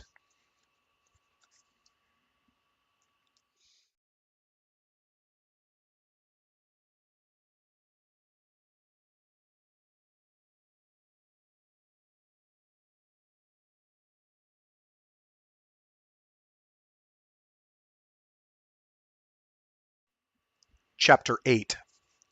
It couldn't be. I want to know how come you're not dead, I demanded idiotically. Lewis/Felix laughed. It was that same carefree abandon as before. Then he winked at me. You got a couple of minutes? He asked, indicating the door to the outside. That wasn't what I meant. I said so. Holly helped. He asked about Kent. Kent's dead, was the uncarefree reply. I know that. He died on Banshee. But He didn't die on Banshee. He died on the Terra. We looked at each other. I went this time. Felix? Is it Felix? He nodded. Of course. We thought Kent killed you. He frowned. He saved me. They killed him. Who?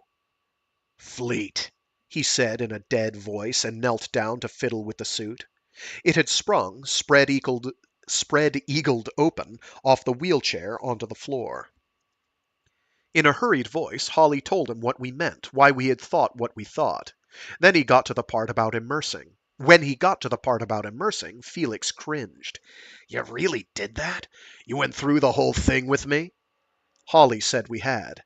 Except between drops, but everything in the suit. Felix shuddered. Still... He shuddered again, made an effort to regain his former humor. I hope you guys had more fun than I did, he said, and laughed.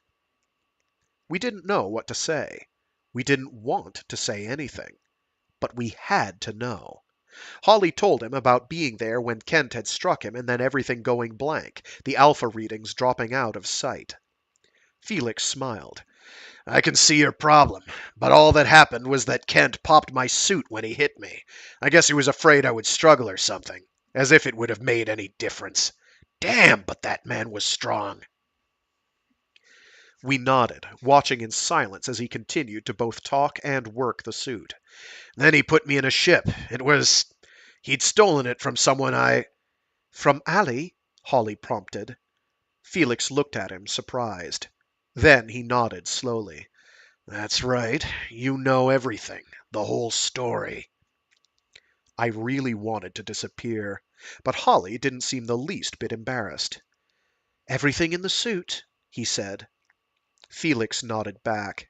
He took the cigarette out of his mouth and regarded it lovingly. Then he tossed it away. Kent put me on the ship and sent me off, still in his armor the whole time. When they tried to find out what was going on, he blocked them. Felix stared, remembering. His voice was very quiet when next he spoke. I saw what happened from the port. They cut him in half. He shrugged, almost violently. But I was long gone by then. To here. And all this time? I wondered aloud. He smiled. All this time. Have I got water? I notice I've got everything else. Holly nodded. Fully operational? I looked at him. Why? He blushed, looked at Felix. I suppose you think that's sick. Felix grinned, then laughed, then giggled wildly, almost falling over. Holly? How the hell would I know? Then he lay down in the suit, and it closed over him. Then they both stood up. It was terrifying. Is it all right? Holly stuttered. The black helmet nodded.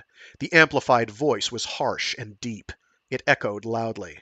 It hurts. I'm out of shape. He walked loudly and heavily over to the seal and paused with a huge black finger poised over the panel. Just key it open? Holly nodded. I tried to pull myself up, slipped back down. Felix. What? Boomed back, not unpleasantly. Nothing. Later. Later, he echoed. I couldn't read it. He sighed loudly, electronically. I wish you could smoke in here. Then he pushed the key, and the door opened, and he was gone. We heard the blasts begin almost at once. The door, set to close behind him, cut out everything afterward. Come on! Shrilled Holly, stumbling across the floor to the control room. I want to see! I followed. So did I.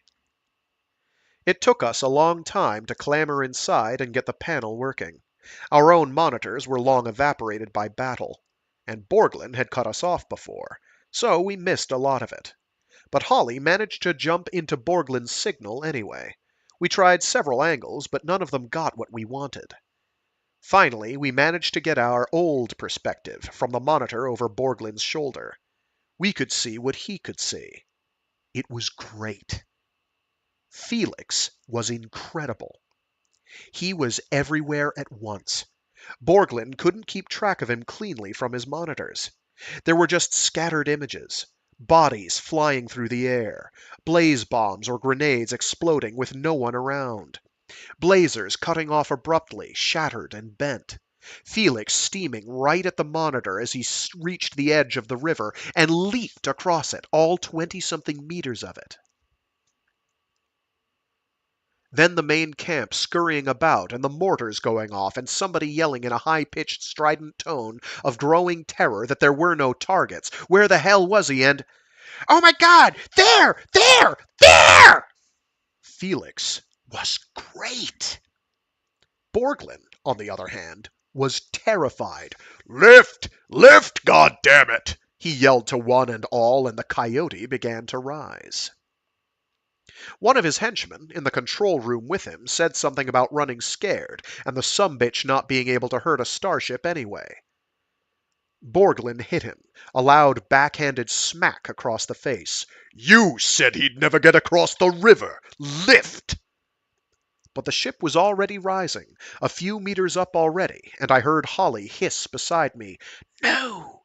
as we both saw the black suit still coming, loping incredibly fast across the ground. And I knew what he meant. I knew what he feared. And Borglyn knew what to do. "All tacticals!" he yelled to unseen crew around him. "Discharge them all at once! Now!" On the screens, the wall of fire blocked the sight of everything as it swept down across the camp, boiling the mortars and the commandos and the land and everything else. Then the view was eclipsed by interference as the coyote vaulted suddenly upward into Sanction's sky. I just sat there. But Holly evidently could not. He began to furiously work the keys, trying blindly, desperately to restore our view. He almost got it a couple of times, though not well and not clearly. And our fix on the monitor we wanted was clearly lost. We got random snowy pictures from all over the ship, corridors and bulkheads. No sound, no pattern, and no hope. The ship was pulling out of our range. But that was the least of it anyway. I reached a hand over and lay it gently on Holly's. I couldn't stand to see him torture himself, or me, by trying for... He went stiff when the screen went sharp and clear. I looked where he looked. The image was from the outer portside monitor. It showed the length of the outer hull illuminated against the backdrop of daytime Sanction. And silhouetted against that, right in the center of it, the black suit had one plasteel hand gripped vice-tight on a warp bleeder conduit. The other was clenched into a black fist that hurtled toward the monitor's single eye. And then all was dark.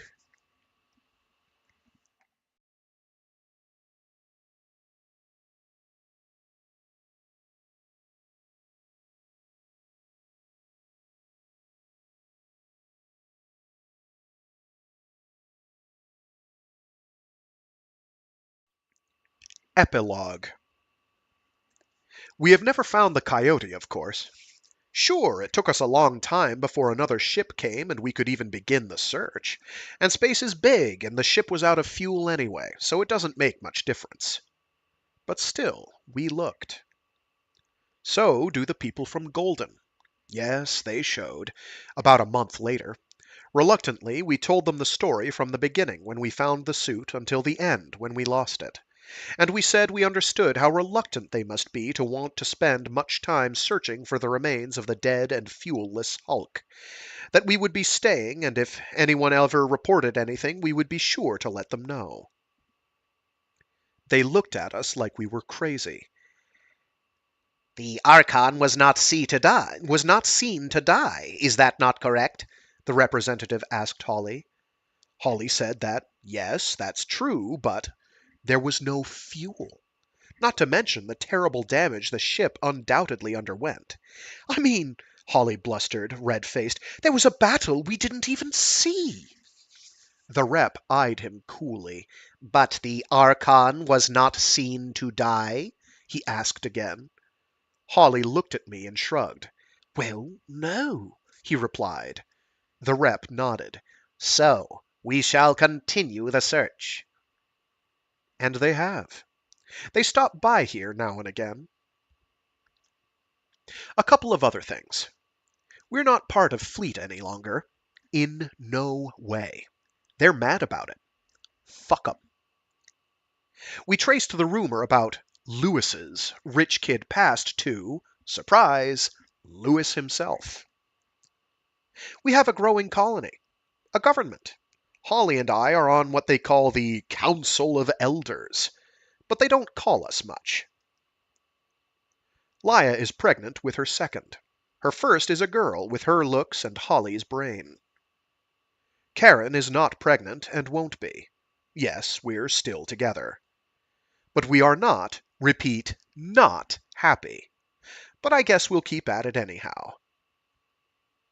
I never saw eyes again. The ant war continues. What about me? Besides the fact that I'm getting fat and thoughtful, not much else. Both traits are, understandably, fulfilling. What I eat is everything. What I think about... the past, of course. My life and what it's meant and what it will mean from now on. And Felix. I think about Felix a lot. And about the Masao and what he said, about there being no protection from what you are and all. And I think I may have something to add. There is no protection from what you want. Hell, they keep searching, which is dumb enough. But when I think about the certain look in that rep's eye, in all their eyes when they drop by to question again and again, and when I think about all of it, from Golden to Banshee to Sanction, when I think about it, I wonder. Damn it, I cannot help but wonder. Are you there, Felix? Are you there?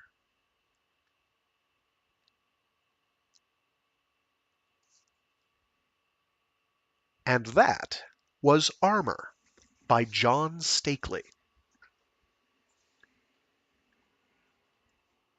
You can basically tell the very moment when, quote, heavy metal music starts, and then the end right before the epilogue where heavy metal music stops.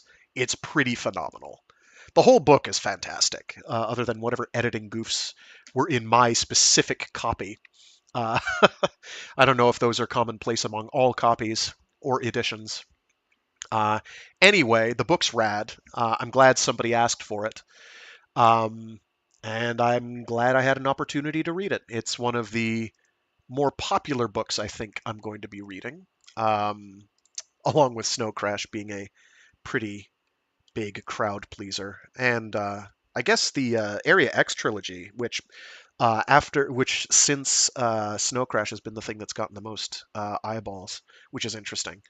This doesn't mean that I'm going to be doing popular books all the time, but I do obviously take requests. So I don't actually know anything about John. I don't know how to spell John Steakley's expanded bibliography.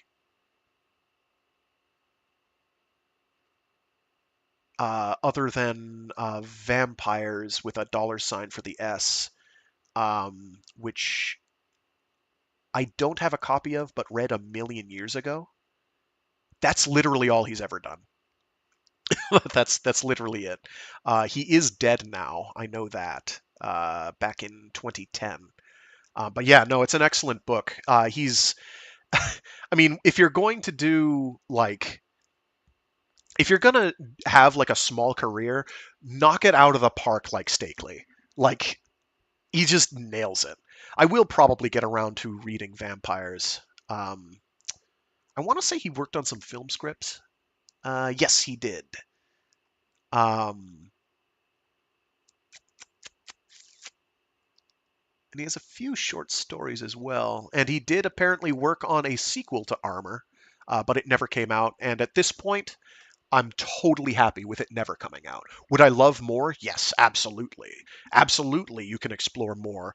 But I think it works beautifully as a standalone. And if you try to have actual sequels to things, you could go the way of the posthumous Dune books with Brian Herbert and Kevin J. Anderson, which are not great.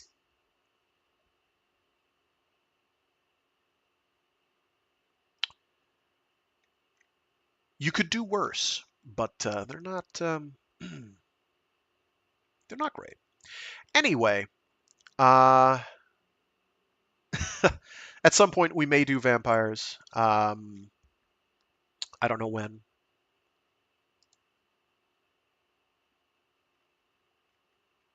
There's actually this another author that did like a whopping 2 novels ever. What was his name? That somebody just twigged me to. Yes, William Sloane, who did 2 novels ever, and they're both horror novels, and they're both really good, like upsettingly good. They're written in the 30s, and they are so good. What is their title? So there is a collected omnibus edition called The Rim of Morning: Two Tales of Cosmic Horror. And the two are, and I quote, To Walk the Night and The Edge of Running Water. And because somebody just tuned them to me, they are now fighting violently with the spot that October leaves open. I said to someone that I would commit to doing Mary Shelley's Frankenstein, and these are calling me. But I will probably do Frankenstein because somebody suggested that or asked for it not so long ago.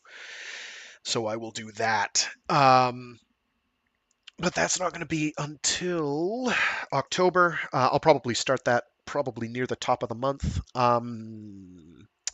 That'll probably be something I do on Wednesdays, at a guess.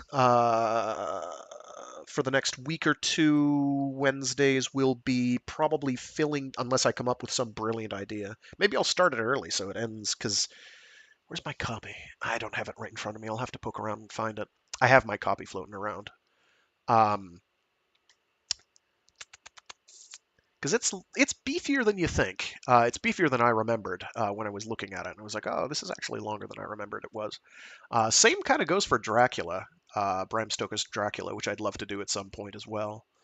There's a couple others.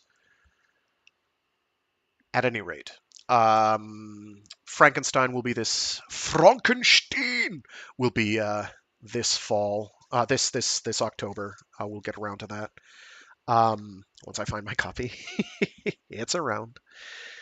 And yeah, next Monday we'll probably dive straight into All You Need Is Kill by someone or other Sakurazawa, I think. Do I have my magical documents list here? Where are you? Resources. Sakurazaka, not Sakurazawa, sorry. We'll be getting straight in on All You Need Is Kill, and that will largely cover our little powered armor through literature throughout the ages that we've been doing for the last most of the past year. Starting with Starship Troopers and then armor, and next will be All You Need Is Kill, which is rather different. Somebody in a comment seemed to think it was an actual sequel to Armor. It is not, I regret to say. It's good in its own right. It's kind of weird. Very weird. You'll know what I mean when we get there. It's weird. There was a movie made based off of it, which isn't particularly good. For better or for worse. I think it was called The Edge of Tomorrow. Tom Cruise was in it, and that's all I needed to hear to be like, oh, it's a loss. It's also possible this Wednesday I've collected a couple articles on some interesting modern new outgrowths in the knotty AI problem related to how it's being used in warfare. And it will not make you happy. It doesn't me. It makes me pretty mad. It's pretty upsetting. You can take a guess as to which conflict specifically it's being used in. You will know. Where's the other one? I had like 3 or 4, so it would be a short one. But we'll see. Anyway, Fridays will continue to be 3 body problem days. We're about halfway through now. Dramatic events will proceed apace in that. And yeah, so that's about everything where we're at. Thanks again to everyone who tuned in. I hope you all enjoyed. I'll be updating the playlists at the end of the month to be in their contiguous locations. I'm sorry about the weird technical hiccup I had this past Friday. Hopefully that won't continue to be a thing. And yeah, with that, we're going to scooch. Stay safe, stay sane, be decent to each other, and hope you enjoyed Armor, because I sure did. It's a good one. I hadn't read it in a long time. I was very happy with how fun it was. There's a number of books I haven't read in a long time that I'd love to read aloud, but some of them are pretty inappropriate uh, by fairly obscure authors, I might add. So there's it's appropriate being highly relative. We've covered a lot of territory, but there's some where it's like, oh, this would be a pretty tough sell. This is a tough sell because it's just not in good taste. But I get the giggles from it anyway. At any rate, I will seize you all later. Stay safe, stay sane, be decent to each other, and until next time, toodaloo.